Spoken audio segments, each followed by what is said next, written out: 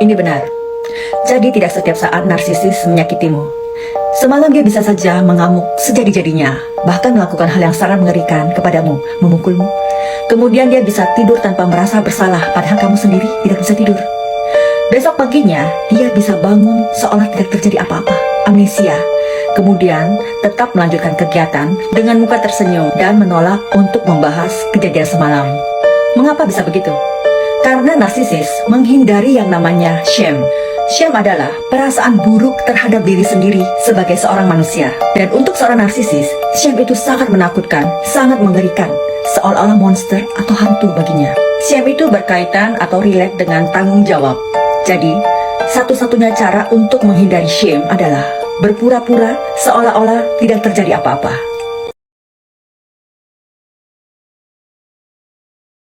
Tanya ke dalam diri kamu sendiri. Kamu sebenarnya udah tahu kalau dia nggak bakal berubah. Tapi kamu terus menghibur diri dan berharap dia bakal berubah. Pertanyaannya, mau sampai kapan kayak gitu? Jangan hanya karena kamu sayang banget sama dia, kamu jadi buta. Dia memperlakukan kamu seenaknya, kamu iya-iya aja. Karena takut banget kehilangan dia. Nggak bisa, kamu harus tegas.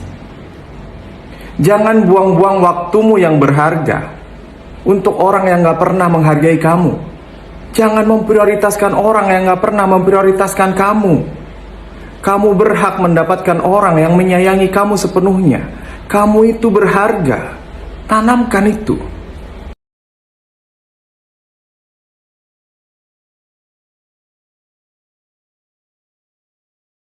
Banyak orang yang pernah disakiti merasa ingin melihat pelakunya merasakan hal yang sama. Itu reaksi yang manusiawi, karena luka yang dalam sering menimbulkan dorongan untuk menuntut keadilan. Namun, kadang yang lebih penting bukan kapan orang itu mendapatkan balasan, melainkan kapan Anda memilih untuk tenang.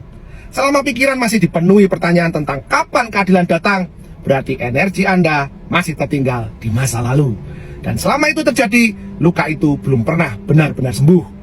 Ketenangan bukan tanda menyerah, itu tanda Anda sudah selesai dengan drama yang dulu mengikat.